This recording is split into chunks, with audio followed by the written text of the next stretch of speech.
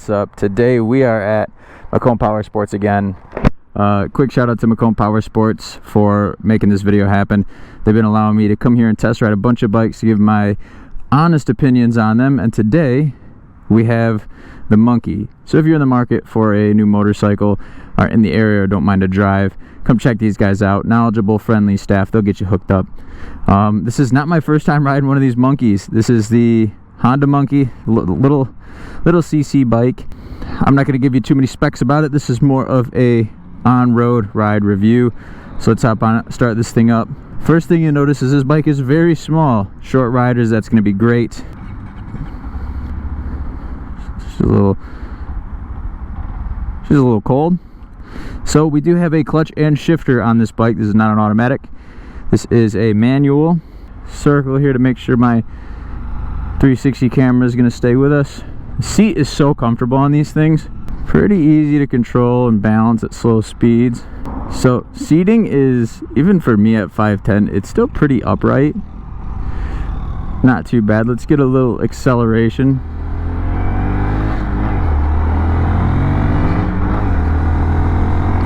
Even though this is a small CC bike, it's very light and it's got a pretty quick acceleration for a small bike. I rode this bike out in California during the Honda event a while ago, and this was one of my favorite bikes. I feel bad for the others because I rode it the longest amount of time. You're not taking this on the freeway. Obviously these bikes are not big enough to go on the freeway. I like the display. It doesn't say a lot. It's very sleek. I don't know if they changed that from the one that I rode. When I rode it, I believe it was the when I rode it, it was like the 2021 version or something. Can't find the turn signals. Let's see how long it takes us to get to 50. I'm holding the throttle all the way right now. And now we're coming to a stop at about 50 miles an hour. You do get a little shaky. Also, these don't have the greatest brakes. It doesn't take a ton of braking power to slow one of these down because they're so light, but just know if you're going 50 miles an hour and you got to come to a stop pretty quick, you're gonna want to give yourself a little bit of extra time. If you're tall, it might not be as comfortable. I'm 5'10" and this is pretty chill. Shifting's okay. I don't love how not clunky the shifting is. I wish it was a little more like right there, but I'm not complaining. I'm not banging through these gears like a sport bike. The clutch is real friendly, so stop and go, this wouldn't be too bad. It's fairly responsive for not having a ton of power behind it. It's fairly responsive from a stop, so like stop and go traffic wouldn't be too bad. It doesn't feel like a chore to get this thing moving, and it's not bad. I mean, this sucks. I'm like riding in the worst times, like 5:30 right now, so we're getting rush hour traffic. The only thing that I don't like about small CC bikes is how small your presence is. So anytime I review one of these smaller bikes, I always like say it's not the greatest for 50-mile-an-hour heavy traffic like what we have here, because there's a lot of cars and you're not very visible.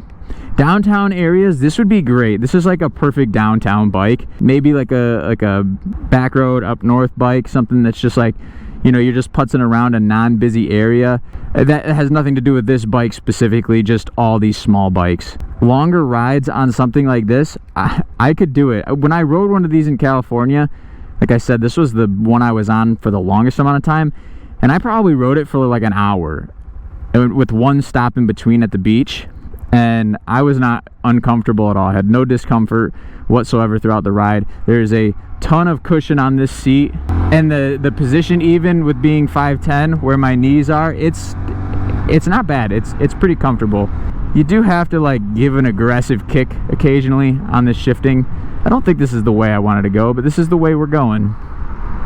It handles really well though. Very soft suspension, so real bouncy. We're gonna go to Urban Street. That's where we usually take, actually. So, you know, this is the way we wanted to go. Urban Street is very bumpy, so we get to test out the suspension a little bit. And it's not bad. I mean, the suspension is super soft. It's not jarring me. I can feel the bumps, but it's not painful. And what's nice about this seat is it's a pretty decent size seat, so like you have room to move forward and backwards on it, especially for taller riders. You can sit more on the back of the seat. In areas like this, I wish that I had a bike when I was younger. I didn't live in like a area like this where it's subdivision, because this would be great. You just take this to the gas station, little trips to the convenience store with this. That's what these bikes are. In my eyes, that's what these bikes are. You know, putts around downtown, super easy to maneuver this thing, especially, oops, I stalled it. Let's see if we can start it up. There we go.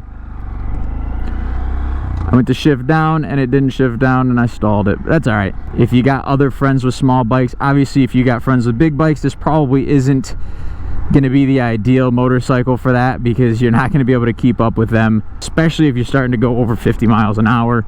That's not where this bike excels. This bike excels on side streets and downtown, small city. It would be perfect for that, and there's tons of that around here. So if you're in the area and you just want some little commuter bike that you can putz around on that's fun, you can get the adrenaline going a little bit. I mean, on any of these you can get the adrenaline going a little bit, and it's fun. I mean, this bike, I love this bike. This is one of my favorite small displacement bikes, mainly because it's just super comfortable.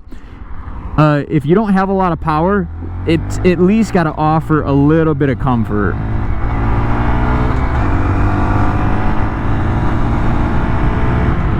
Yeah, you can keep up in 50-mile-an-hour traffic, but it does get a little bit shaky.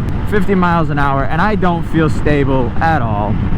And I'm like topping out. There we go, 51. We're topping out at like 50. Oh, 52. We're downhill, I think. So 53 we've topped her out at.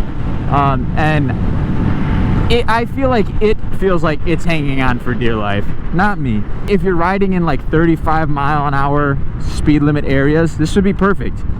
Who's this bike for? I mean, this is one of those things. This is the bike for everybody that just wants a small displacement bike.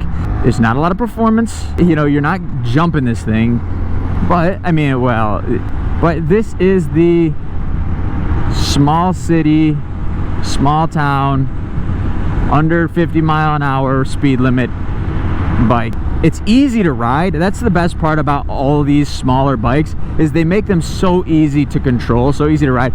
I mean, this is a perfect bike to learn on, because everything is so easy and there's not a ton of power. You don't have to worry about, well, I mean, not that you don't have to worry about it, but you don't have to necessarily worry about having too much power learning and getting hurt, because it's forgiving. It's very forgiving as far as the throttle response goes.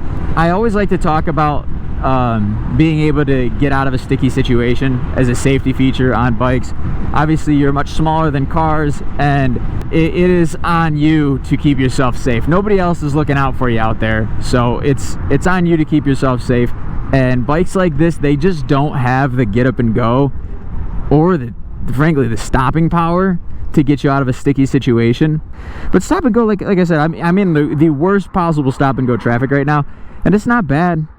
It just would not be fun if this started going up to 50 and then stopping, and going up to 50 and stopping, because you're going to be slow on both ends of that.